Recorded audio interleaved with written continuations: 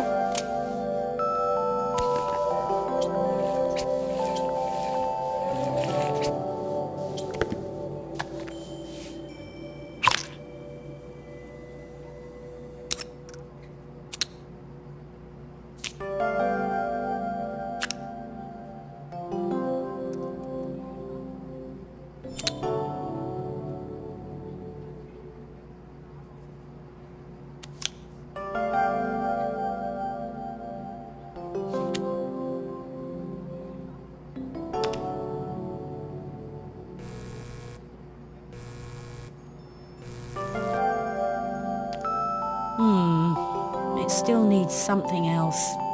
Maybe we can add one of these.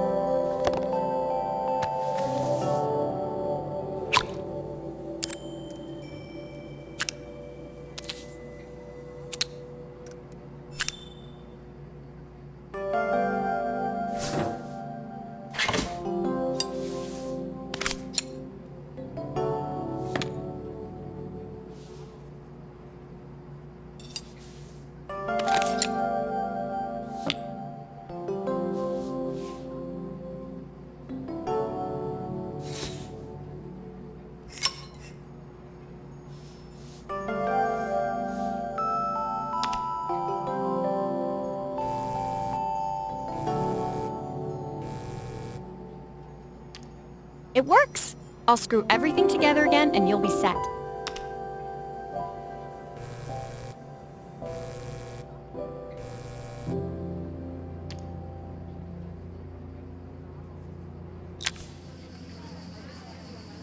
The sign fixed, we headed outside and mounted it carefully over the cafe door. Oh, that's perfect, Maria. It looks just how I imagined it. When I had this sign made, it all seemed so simple. Oh, I can't believe I might have to give it all up. I hope I've done enough. The smile froze on her face as she spotted something over my shoulder. I turned to see.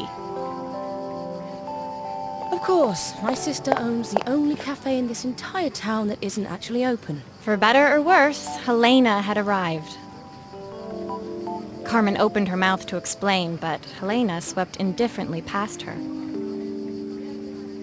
Finally pausing in the doorway, she turned back towards Carmen.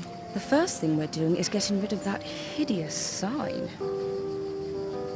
And with that, she disappeared inside. I hoped Carmen's chances of saving the cafe hadn't disappeared with her.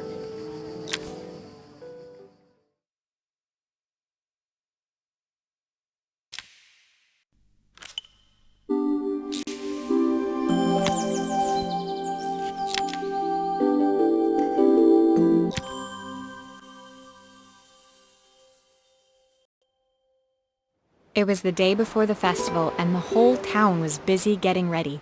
I had more work than I knew what to do with. When Joseph called with another job, I was craving the cool quiet of his and Izzy's seafront house. I'd barely reached their front door when I heard someone calling me. Psst. Maria, I need your help. Quickly, it's top secret. It was Izzy, peeking out from the side of the house. She beckoned for me to follow her. She led me through to a beautiful, unruly garden overflowing with flowers of every color. Nestled among them was a playhouse, its doorway almost completely obscured by a towering rose bush. You have to squeeze past it and breathe in real small, like this. Izzy took in a big gulp of air and crawled through the gap and into the playhouse. I hadn't planned on crawling in the dirt today, but the life of a repairwoman never did run smooth. On the table inside, there was an electronic toy. Not exactly the usual stock in my parents' antique shop. I had an accident. I didn't do it on purpose or anything, but it won't turn on anymore. Can you fix it for me?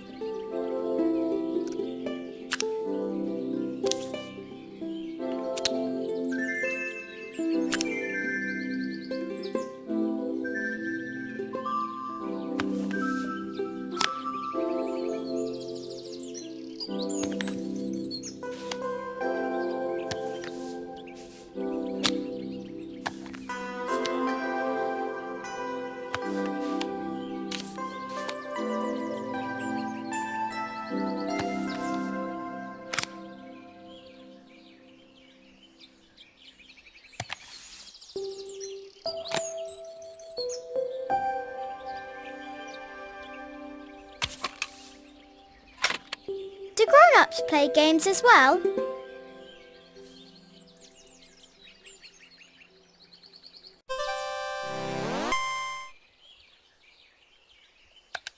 Can you show me how to play?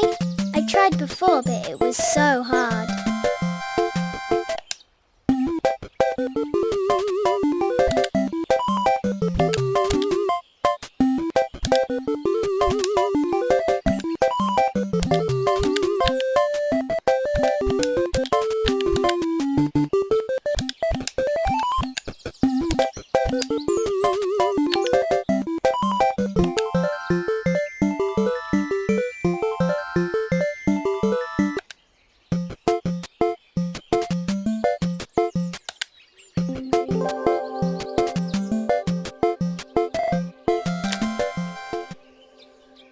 Her toy fixed, I watched Izzy retreat into its screen, taking refuge in a 3-inch world of her own. Well, I'd better head inside. Your dad is waiting for me. Please don't tell him about the game. He'll think I broke it on purpose. Why would he think that? Because, well, I kind of dropped it really hard at the wall. Izzy looked down, scuffing her shoes on the worn floor of the playhouse. My dad said I have to go to this stupid festival tomorrow and put on a stupid dress, and I don't want to. All he cares about is working. He never wants to see me unless it's for his job. I'm not going. He can't make me. With that, Izzy dove back through the rosebush and disappeared into the wilds of the garden. She was so young.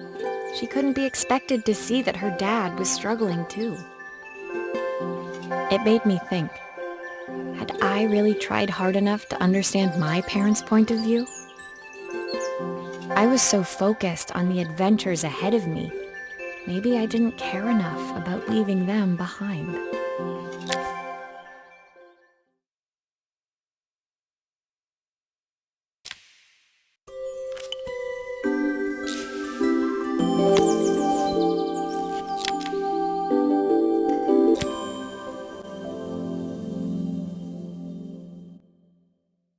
Leaving Izzy hiding in the garden, I walked around to the front of the house and rang the doorbell.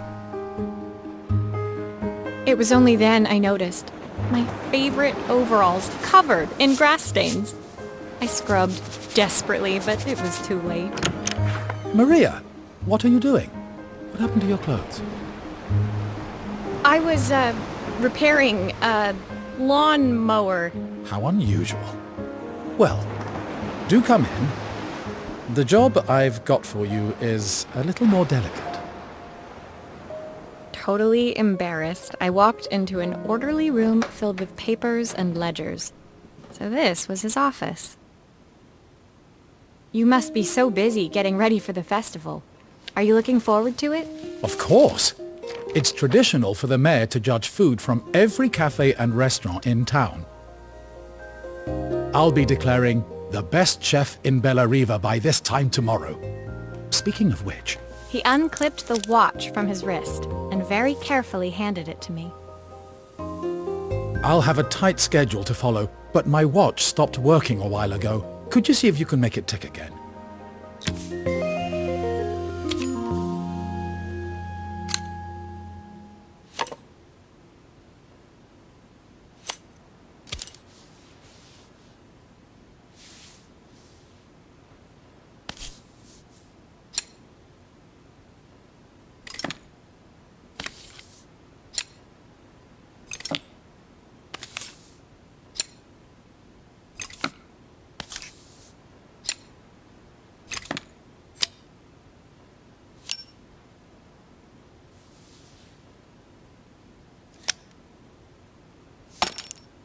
The main plate has completely cracked. I'll need to replace it. The cogs look good, though. If I'm careful, I can reuse those.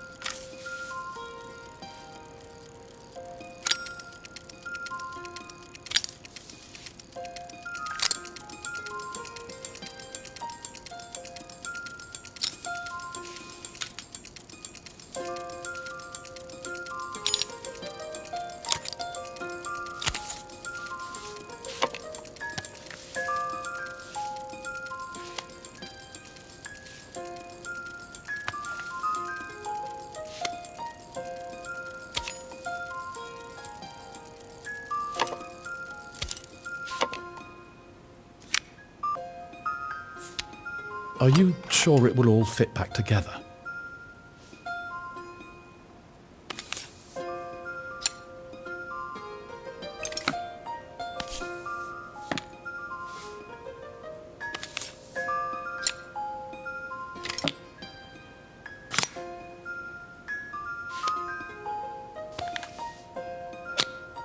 I've not gone a day without this watch since my wife gave it to me.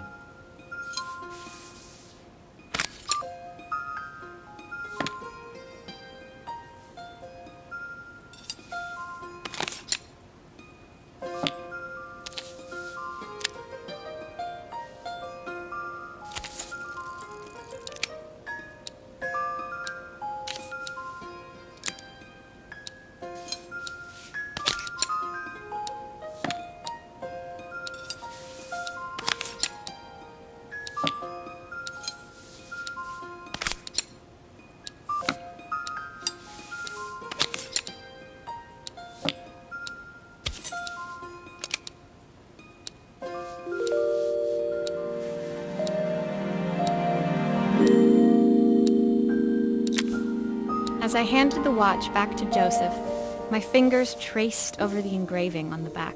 I hoped fixing this was one small way I could help him move forward. I can't believe it's working, Maria. Thank you.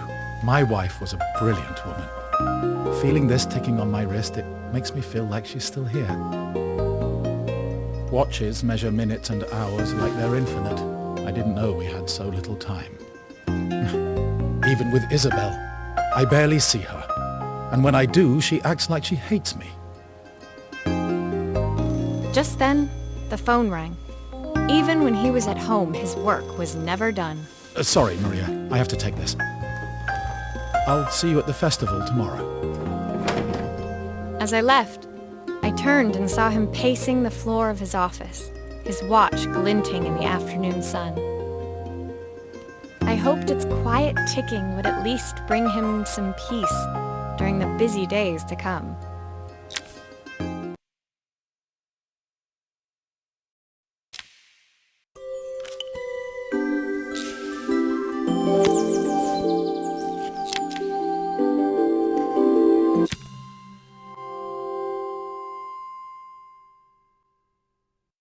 When my last job of the day brought me to Carmen's apartment, the door was opened by someone I didn't expect to see, Helena. Sorry for inflicting this mess on you. Carmen's never seen a knick-knack she doesn't want to buy, apparently. Carmen's apartment was a little chaotic, but totally charming. It was easy to imagine her living in a place like this. It definitely wasn't Helena's style. She seemed more upmarket than flea market. I wondered why she was even here. We're having a clear out, or at least I am. Carmen's not helping, as usual. There's a market at the festival tomorrow. I'm selling some of these things to make her some money. She says she has nothing when there's all this stuff right under her nose. Helena stepped delicately past the items on the floor and reached down to pick up one from the pile. Look at this slide projector. Our parents treasured it, but Carmen treats it like a piece of junk. Can you take a look?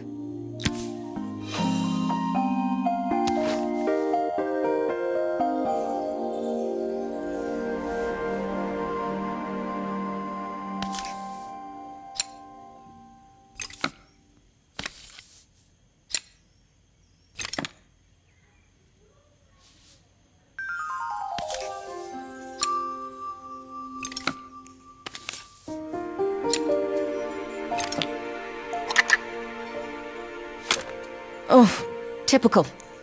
Carmen's even managed to get a slide stuck in here.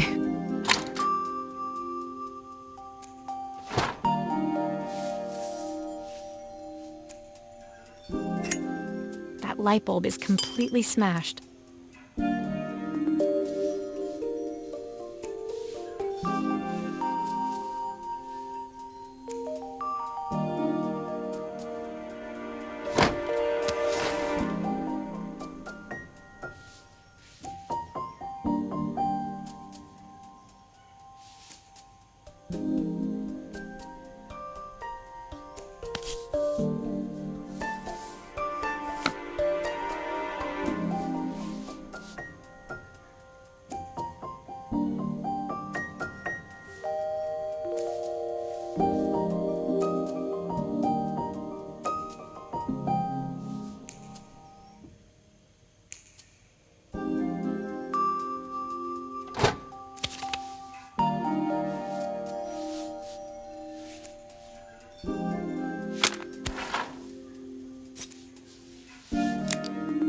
Okay, I'll need to redirect the light to the lens at the top for the projector to work.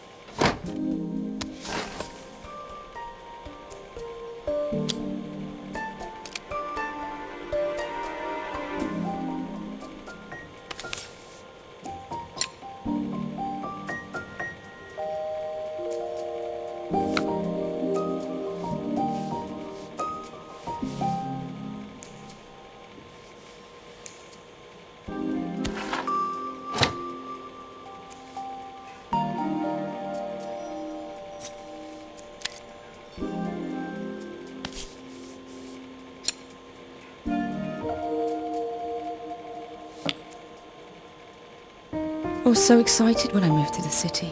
Carmen, she looks so sad.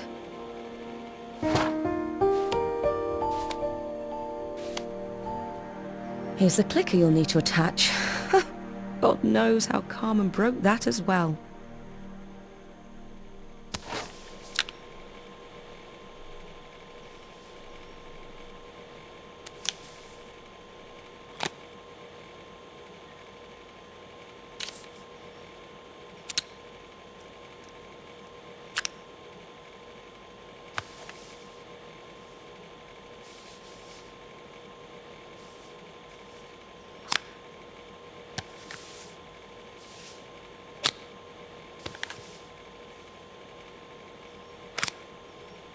Looks like something is still missing.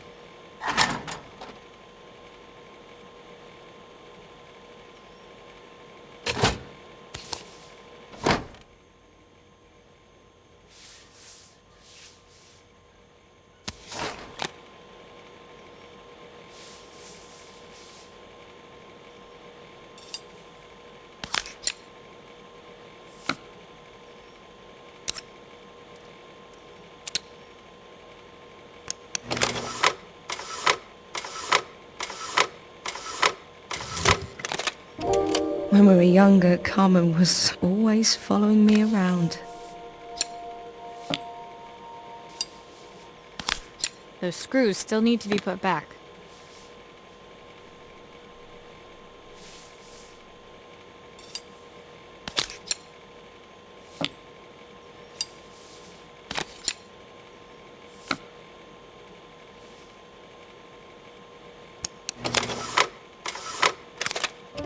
I suppose she looked up to me. A cool older sister.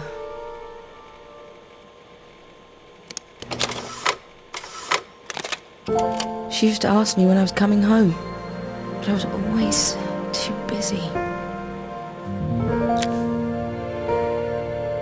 Helena was transfixed, staring at the two young sisters the projector had brought glaringly into focus. I never meant to let her down. But you haven't, have you? You came all this way just to help with the cafe. Plus the money. That's the problem. There is no money. I lost my job a few months ago. My savings are almost gone. I have nothing.